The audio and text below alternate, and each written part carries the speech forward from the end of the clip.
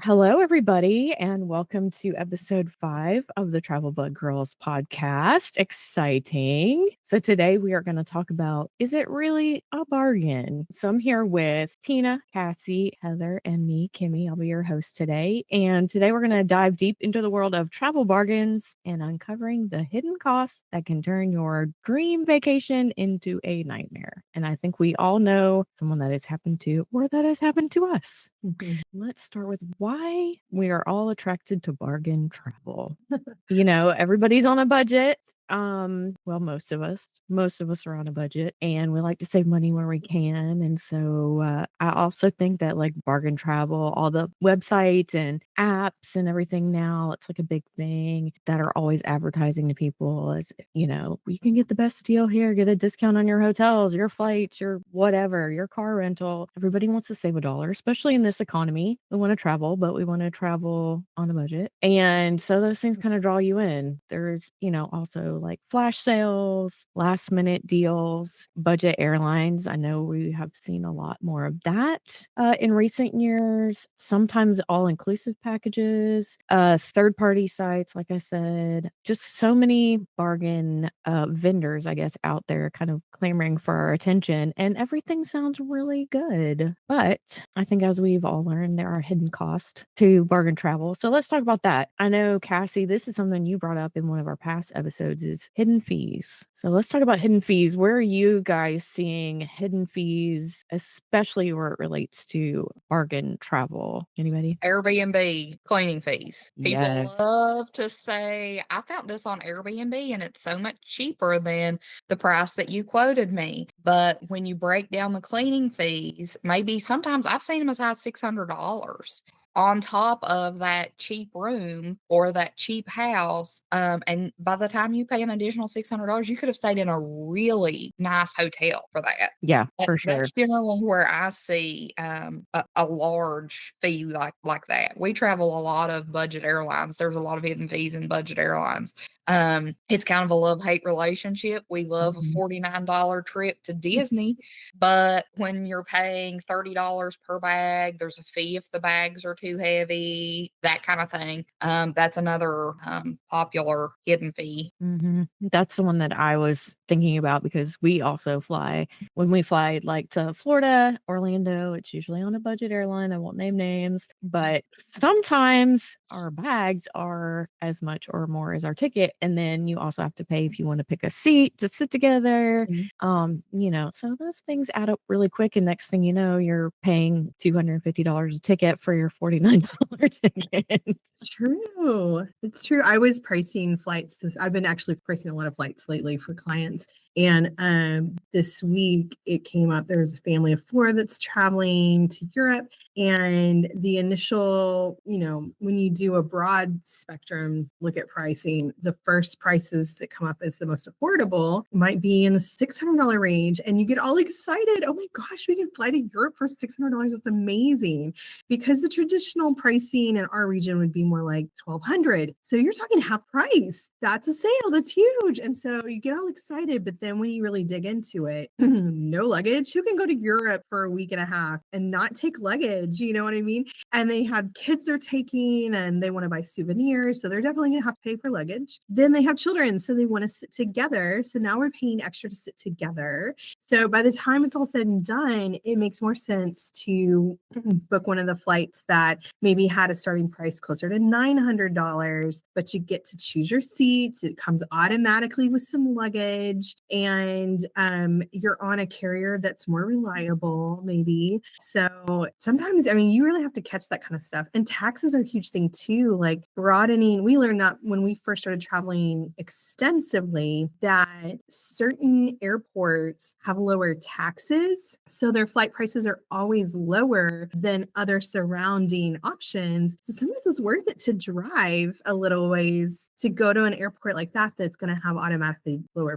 pricing. Another one is resort fees. Have any of y'all come across that being an issue? Like you get to the resort and then there's like you have this $150 fee you got to pay directly to the resort, and then this fee and that fee and $25 here and $30 here, and like, it adds up. Definitely adds up. It can add up. One of the things that I've really liked since starting using one of our suppliers, it shows you what the client needs to pay when they get there. Because so even if the price is a certain amount, it says, okay, because people don't always read the fine print. Sometimes it's there that the resort fees are going to be there, but sometimes people don't read it. This way you see the total and it's like, okay, you're going to pay this before you get there, and this is what you're going to pay when you get there. So you can see the whole thing. Kind of along with that is for hotels and other things for the convenience or for getting in on a special when you get these really great rates. One thing that we have to be careful for is if they are non-refundable. And we'll be talking about insurance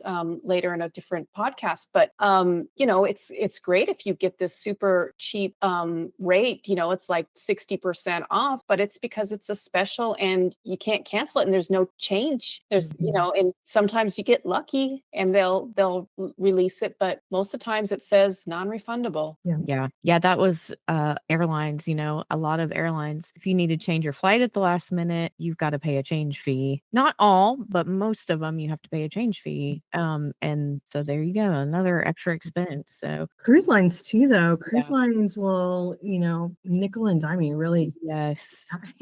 And it can be shocking for people that aren't used to it, that, are maybe booking a cruise for the first time. And I've even met a few people that really turned them off to cruising in general. And there are cruise lines that do this notoriously, and there are others that are intentionally doing the exact opposite of that. But what that means is when you look at cruise pricing, and the reason this all happens in the first place in all of these industries, right, is competition. So they know that people are looking for the lowest price, so they're going to publish a price that's lower, but then they're still going to get theirs on the, by adding all these fees. And so it brings it up to the average price that you could have looked at what would have been a higher end luxury option from the beginning if you realize that you were going to be charged for every teeny tiny little thing. If you want to drink anything other than water, you're going to pay for it on a lot of those bargain cruise lines. If you want to drink juice in the morning or a soda in the afternoon, they're going to charge you an expensive fee for that. Or if you want to, go to dinner at any other option other than what's assigned to you, then you're going to pay a high fee for that. If you want to use your phone to post pictures on your trip and connect to the Wi-Fi, then you're going to pay a big fee for that. So the fees just add up. Or you're not paying those fees and then you're miserable. You're wishing you had known what it was going to cost you, and you're looking at everyone else and feeling jealous the entire time you're on vacation. That's awful. So sometimes knowing those things up front gives you a broader perspective. So when you're really looking at pricing, now you can compare apples to apples, because it's really just a shell game in a lot of ways of like, look, we're so much cheaper. Well, you're really not. Not really. Yeah. That's a perfect segue into the next section, which is compromising on comfort and convenience. So a lot of times if you're going bargain, you've got to know like you're probably going to have a longer layover, or you're going to have that super early 4:20 a.m. flight time, or your hotel room's going to be very basic, or like your cruise is you're going to be drinking water and eating crackers the whole time. Or, it's just going to be more crowded. You need to know ahead of time that you might be paying less, but there is a payoff for that. Exactly. A negative payoff for that. I was just to bounce off the resort fee thing. Something I've seen recently. I know not everybody drives, but that's kind of like one of my husband's non-negotiables when we're going somewhere. Is we have to rent a car. We have to be able to do what we want to do when we want to do it. We're very early risers. We have 2 children. Sometimes we have to go back to the room multiple times for unforeseen circumstances. So on top of the resort fee in Las Vegas recently, we had a resort fee and we had a parking fee every day. And nowhere did I read prior to leaving that there would be a parking fee on top Mhm. of the resort fee until I got there.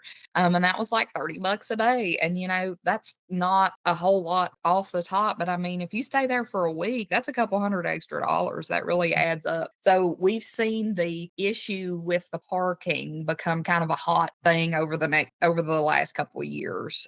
Used to be we could go anywhere and we didn't have to worry. They just asked what kind of car you drove, no big deal. But the last couple of times we've traveled, there's been fees associated with parking a vehicle, whether it be ours or a rental or whatever. So that's also something to keep in mind. Yeah. Yes, because when you're going somewhere and you want to be able to go to the different places, that parking thing or the transportation, whatever is going to make a difference. I had clients who wanted to stay near a popular touristy place altogether, and they're like, "Well, what if we did a vacation rental?" So I was able to look at a few vacation rentals for them. They looked fabulous if they wanted to stay there most of the time, but if they wanted to go to the things in town or closer, they were going to be either having to rent a car, and there was a big group of them, so that they would need a couple cars probably, or they were going to have to be Ubering, or they have to manage the local transportation, and that may or may not be, that may be cheap, and that's great if they want to manage that. And it all goes, like you said, with the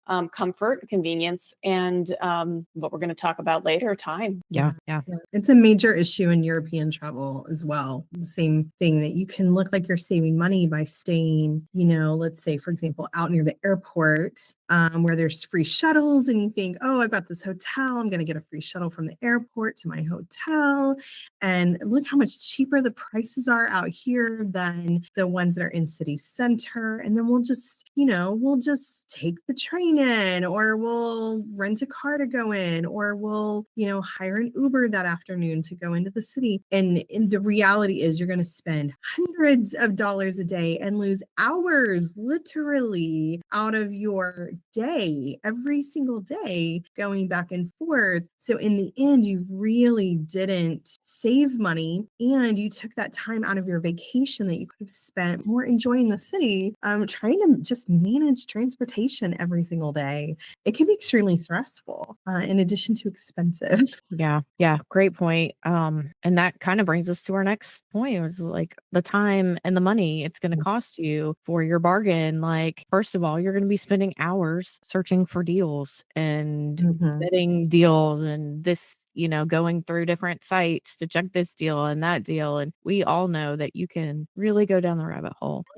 Like we've talked about before, where you're spending as much time looking for deals as you are like on your vacation, and is it really worth it? And then, if you've booked your hotel or whatever through a third party and something goes wrong, sometimes that hotel is like, sorry, that wasn't us. You've got to go call this website or this company that Right. you booked your hotel through, and they're going to have to deal with it. And then you're stuck with a You're major stuck. headache. Yeah. Yeah. Yeah, if you're booking through, it's so hard not to say names, but I know. if you're booking through a popular, website that is a consolidator that is giving you bargain pricing, and there's lots of them, but if you're not booking direct with a hotel or resort group, an airline, a rental car company, if you're not booking directly with those companies, then you may look like you're getting a bargain, but when something goes wrong, those companies will not be able to help you, and they're going to reference you back to that consolidator, who will probably be one of these companies who has notoriously bad, basically non-existent customer service. And that is where you're going to be regretting your decision to save $10, because let's be real, a lot of times we're talking about $10 or $20. We're talking about saving very small amounts and feeling very proud of ourselves for it. And when I say we, I mean me. Like, this is where I started with travel. I think this is where we would all probably say this is where we started with travel. And you learn over time that is not worth it, because when you have that moment where everything is falling apart, it's just, you're like, man, I wish I had spent a little more. Man, I wish I'd called somebody else, And this is where having an actual travel agent also comes in. We talked about that in a previous episode. Like, having a real person who cares about you is so valuable, because first of all, we're going to tell you we're not booking that way. way.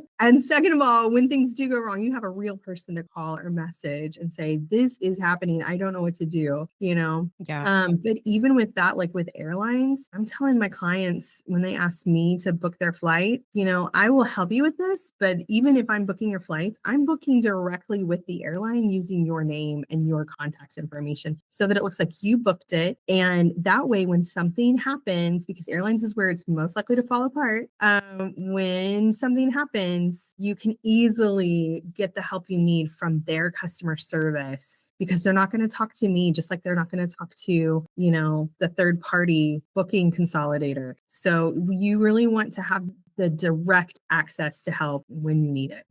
Yeah. I think the true cost of bargain travel is much higher than you think. You know, you've got those unexpected financial costs that end up costing you more than you saved at the beginning. Like we were talking about with, you know, staying out of the city center, but you're having to pay for an Uber every time you want to go somewhere and all of that. You're going to end up paying more than if you just would have shelled out the money for the hotel right there where you really wanted to be. And not only that, you're missing out on a better experience. Like now you've added this extra stress in for yourself because if you want to go somewhere, you've got to find an Uber, you got to wait for it, or you've got to find the transportation, or, you know, and you're wasting that time where you could be in, you know, doing something that you want to do. Instead, you're traveling. It just adds up sometimes in ways that are not necessarily monetary, but they're experience. Plus, you're giving yourself stress and frustration. You're disappointed because, you know, this awesome hotel that you got for, you know, $50 a night on some amazing deal didn't meet your expectations because it didn't really look like the pictures. Shocker. You know, and then your vacation's kind of ruined because you're disappointed, you And know? everyone's unhappy. Yeah. Mhm. So you kind of brought this up, and I think we all have a great tip to prevent that, and it is hire a travel agent. That's what Definitely. we're here for. Like number one, we can find great deals and more than make up for the cost of our services Definitely. and still give you a great vacation. Yeah, I think that's the thing to definitely focus on. Like, don't hear us saying like, don't ever save money, because that is not how any of us feel about it. We want to save you the right money and make sure that you really enjoy your vacation. So there are ways. So in the example I was using earlier, like if you're staying in Paris, this is a real example that's happened to my family. So, and a lot of our experience is our personal experience. Like we are telling you, we made these mistakes, or our best friend or our mother-in-law made this mistake, and we don't want that to happen to you. So, you know, in the example of staying at the bargain hotel out of town versus in town, you know, and the expense and the stress of trying to manage that on a daily basis, going back and forth, that is a real scenario that's happened to me personally. But the other thing is, like, if I did want to save money and stay in one of those bargain hotels, or even a more affordable, safe, good hotel, but save myself money, there are hotels that I now know of that are family hotels where they have like a family room, you know, so you're not just like piling all your kids in one bed in the corner and being like, hey, we saved $50, guys. So, you know, but you know, in Europe there are family hotels and they're designed for families that are traveling, and so they'll have like bunk beds and then a queen bed and then another and then a crib in the corner or something. So there are options that actually are a better fit, often even than like going on Airbnb and trying to get an apartment that then you have to figure out how to get into, and then it's sketchy, and you know, which is something I also have tried. So, you know, we find solutions that are saving you money, but also meeting your needs in a better way so that you have a better vacation overall. Yeah, that's great. I think another tip, and this is something that I'm kind of obsessive about, is read the reviews on places. Yes. Oh my goodness. Yes. Especially if you're going for a bargain, like read the reviews, because every hotel is going to put a picture of their most perfect room that is probably not even a real room, like, Now they'll all be AI generated for yeah, the the most perfect beach, the most beautiful sunny day, like Mhm. everything's gonna look exactly perfect. And the reviews are really where you kind of get the real deal. And if I'll give you a personal example. So this is like 2 years ago. We went on a trip. I wanted to go see my favorite college football team, and we stayed at a beach hotel that was near about an hour away because I wanted to stay at the beach too. And we did it on a budget. So we did get a budget hotel, and I read the reviews and they were not great. So I had realistic expectations when we got there. I knew, like, I am right now paying for, really, we were just going to be sleeping there at night. Then I wanted to be on the beach and see the beach in the morning when I got up. So we got there. There were some sketchy insects in the other room that we stayed out of, but I was like, okay, I had low expectations because I had read the reviews and I knew what I was getting into. Had I just gone on what the hotel had posted, I would have been very disappointed because that is not what our room looked like. But because I'd read the reviews, I knew what we were getting into. So that's just another way that you can manage your expectations if you're gonna go Definitely. bargain. We have a family member that's notorious she's an extremely good budget shopper. But she's notorious for booking just like, if you know how you can pull up like the map view Mhm. and then it shows you just the price bubbles. And a lot of services will have it that way. And she'll just be like, oh, that one's 40. Like, Hold on. we're like, oh, I'm a member to this one and it's only 37, I click and she's good. She's happy. She can't wait. And then they get there and it's like there's literally police cars in the front because they've just arrested somebody who was trying to shoot some guy in a drug deal gone wrong in the middle of the hotel room. You know what I mean? Like this is legit, has happened so many times. She's like, there was this guy that looked really scary with a knife walking around the other night, but we're okay. And they didn't have the breakfast they said they were gonna have, but we had cold bologna left over in the car, and so we had that for breakfast. And I was just like, this was probably Everything's 100% in fine. reviews. Okay? Like 100%, someone has documented a warning to their relatives: do not go here. I would say on that, know your travelers and look at the length of stay. We go to Gatlinburg a lot for like a long weekend because it's not super far from us, about 3 or 4 hours. So we drive there frequently. We have this one hotel that we love. Me and my mom and dad and sister, we're not high-end folk by no means. We do not have to have the Hilton. However, I have taken other members of my family there, and there's this hotel that we go back to because of the location, because of the price, because it is it's very reliable. So we go back to this hotel, but there is a section of my family members that's like, that is the Bates Motel. We are never staying there again. I can't believe you guys go back there time and time again. However, I will say their experience was directly after COVID. It was a very busy weekend when they went. They were in a room. They had a lot of dust in their room because their room hadn't been stayed in for the 2-year span that COVID was going on. So, I mean, if you take out little snapshots like that, we have been before placed in a hotel that like had workers staying there, and we were placed really far out, and everything in the room was really dusty and really there was, like you said, questionable bugs. And so we went up front and we were like, hey, and they reassigned us a closer room, and it was so much better than what we were originally in. So I'm totally fine with that, eating pizza with the cockroaches for a night or two. But if I was going and this was going to be my one vacation for this year and it's all or nothing, I'm staying there a week, I don't want to stay in the Bates Motel. I want to have a fantastic experience.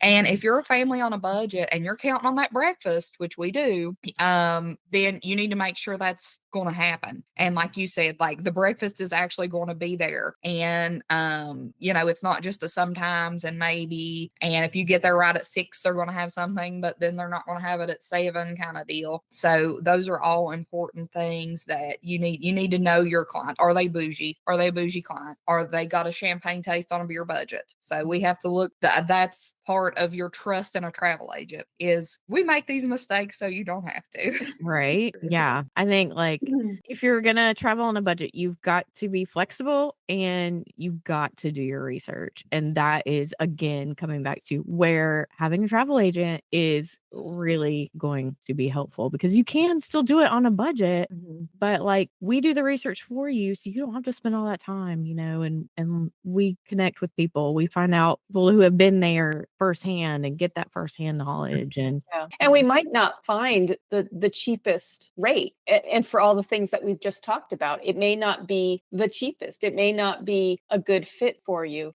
So I think that's one thing to remember, whether you're working with a travel agent or, you find something that is an okay price, but, what about if I went through one of those consolidators? Thank you. I couldn't remember the word.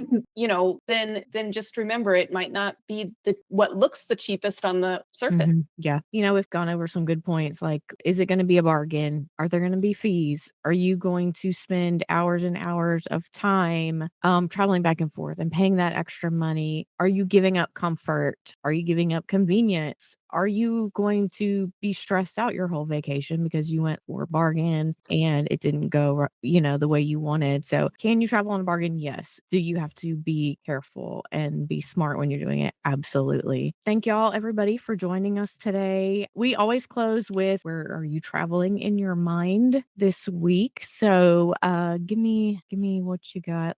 Tina, where are you traveling this week in your mind? I am traveling to New Orleans just because I keep seeing that they recently got snow, and I just think what a cool place to be where people, are enjoying that. Cassie? Probably Wyoming. We're looking at a Yellowstone trip this year. So Cool. Heather? Hobbiton Village in New Zealand. Oh, I've looked at that place. I just did training on it. It looks so amazing. Oh my goodness. We might have to make like a trip for all of us to go there.